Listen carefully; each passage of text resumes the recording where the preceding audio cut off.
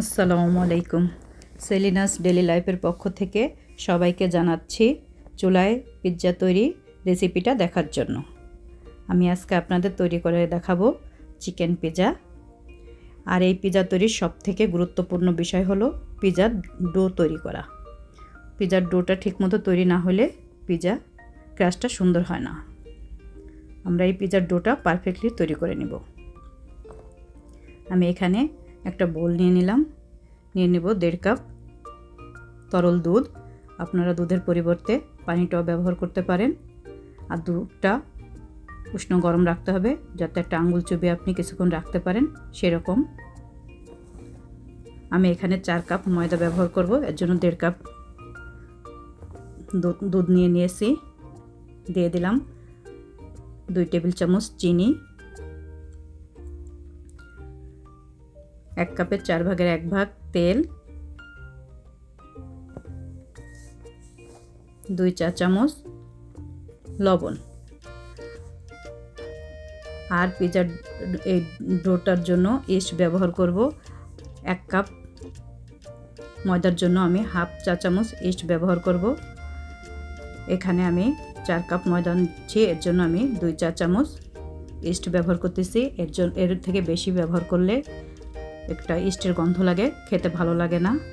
আমি এখন এই সবগুলো উপকরণ একসাথে ভালো করে মিশিয়ে নিচ্ছি, যতক্ষণ না পানির সাথে দুধের সাথে মিশে যায়। সুন্দর করে আপনারা এটাকে মেল্ট করে নেবেন।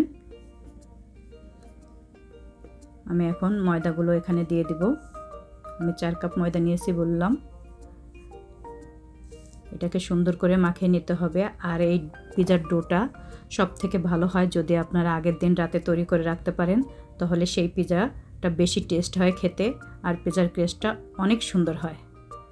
আমি সুন্দর করে মাখিয়ে নিচ্ছি, দেখবেন হাতের সাথে লেগে লেগে যাবে, একটা স্টিকি ভাব হবে। কোনো সমস্যা নেই, মাখতে মাখতে ওটা আবার সেট হয়ে যায়। সুন্দর করে মাখাতে হবে। এই পিৎজার ডোটা কিন্তু শক্ত করে মাখা যাবে না, নরম করে মাখতে হবে। আর ময়দার প্রকারভেদে কিন্তু অনেক সময় পানি বা দুধের পরিমাণ কম বেশি লাগতে পারে, ওটা আপনারা বুঝে দিবেন। দেখেন কতটা নরম ডোটা।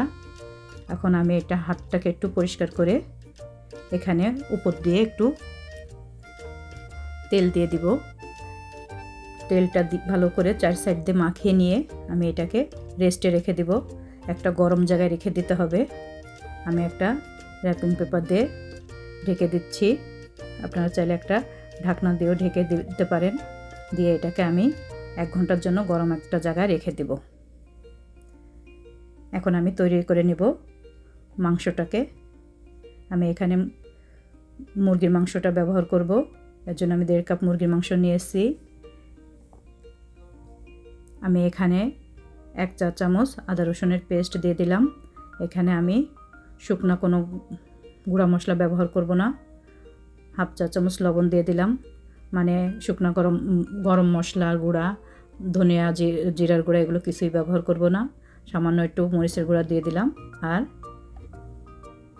হাফ চা চামচ সয়া সস দিয়ে আমি এটাকে ভালো করে ভেজে নেব। এখানে আপনি মুরগির মাংসের পরিবর্তে আপনার পছন্দ অনুযায়ী গরুর মাংস, মাছ, আপনারা যেরকমভাবে তৈরি করে নিতে পারেন, কোনো সমস্যা নেই। যেটা আপনাদের পছন্দ ওইটাই নিতে পারেন। দেখেন কতটা ফুলেছে। এখন আমি বাতাসগুলো বের করে দিয়ে এটাকে ভালো করে আবার মুথে নেব। এই পিৎজার ডোটা ভালো করে যত আপনি মুথে নিতে পারবেন, পিৎজাটা ততটা সুন্দর হবে। যা সুন্দর করে হাত দিয়ে চেপে চেপে আমি এটাকে মুথে নিচ্ছি। দেখেন এখন হাতের সাথে কিন্তু একদমই লেগে যাচ্ছে না, সুন্দর সেট হয়ে গেছে ময়দাটা। আমি এখন 2 টুকরা করে নিচ্ছি, আপনারা চাইলে 3 টুকরা করে নিতে পারেন। আমি একটু বড় সাইজের পিৎজা বানাবো, এর জন্য 2 টুকরা করে নিলাম। একটু কিছুটা ময়দা ছিটিয়ে আমি এখন এটাকে একটা পিৎজার শেপ দিয়ে নিব। আপনারা চাইলে বেলনা দিয়েও বেলে নিতে পারেন, তবে এতটাই নরম থাকে যে হাত দিয়ে সুন্দরভাবে আপনি এটাকে পিৎজা শেপ দিয়ে নিতে পারবেন, সুন্দর হবে।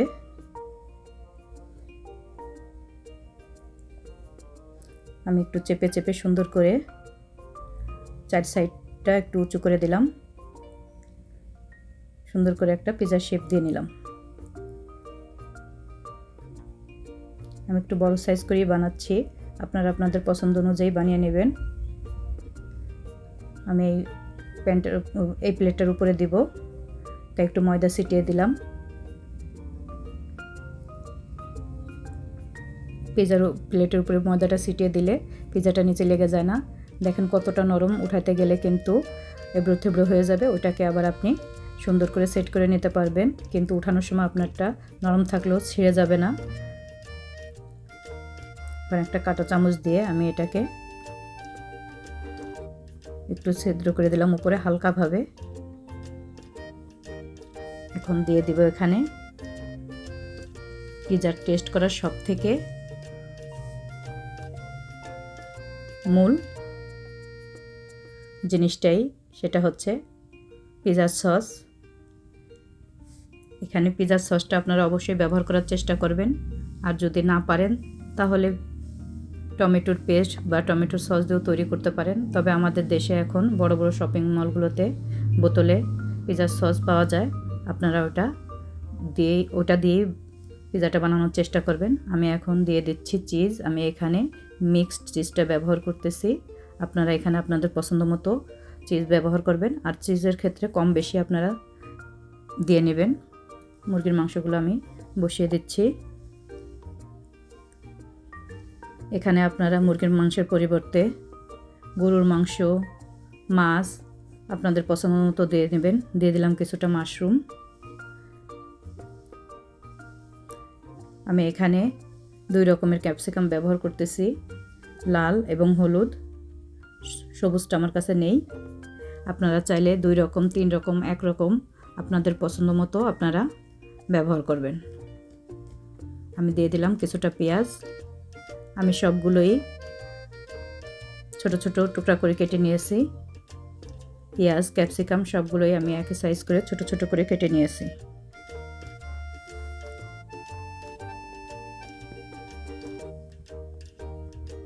এখন আমি আবার উপরে কিছুটা চিজ দিয়ে দিব।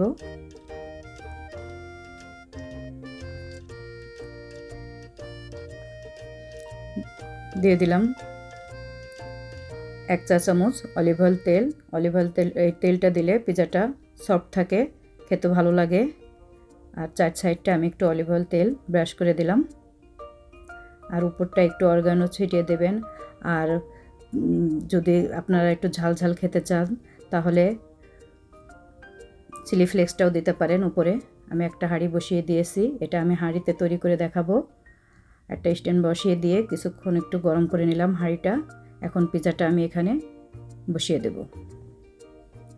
পিজাটা দিয়ে আমি এটাকে ঢেকে দেব।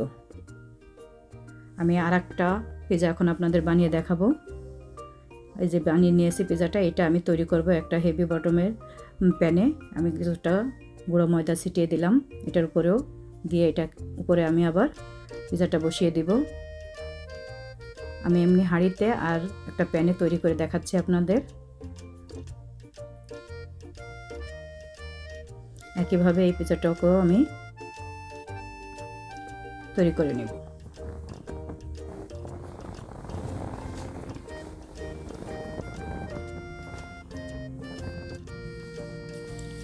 এই যে একটা তাওয়া বসিয়ে দিলাম, তাওয়ার উপরে আমি এই প্যানটাকে দিয়ে দিলাম বসিয়ে। এখন এটাও ঢেকে দিয়ে আমি প্রথমে চুলার আঁচটা হাই ফ্লেমে রাখবো 5 মিনিটের মতো।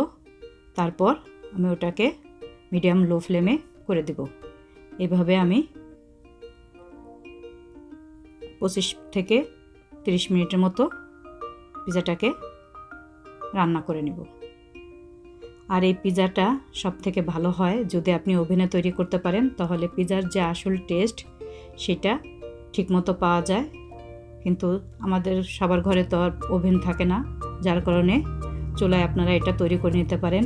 এতটাই মজা হয় পিজাটা যে একবার যদি আপনার ঘরে তৈরি করে খান তাহলে আর বাইরে আপনাদের যেতেই হবে না পিজা কেনার জন্য, ঘরেই তৈরি করে ফেলতে পারবেন। দেখেন কতটা সুন্দর হয়েছে পিজাটা, অনেক সুন্দর হয়েছে। নিচেটাও কত সুন্দর একটা ক্রিস্পি হয়েছে। আমার এই পিৎজা রেসিপিটা যদি আপনাদের ভালো লাগে আমাকে জানাবেন, আর আপনারাও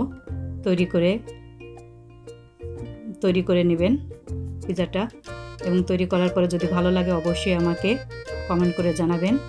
আমার চ্যানেলটাকে লাইক দিবেন, আপনাদের একটা লাইক আমাকে অনেক উৎসাহ দেয়। আমার চ্যানেলটাকে আপনারা অবশ্যই সাবস্ক্রাইব করে দেবেন।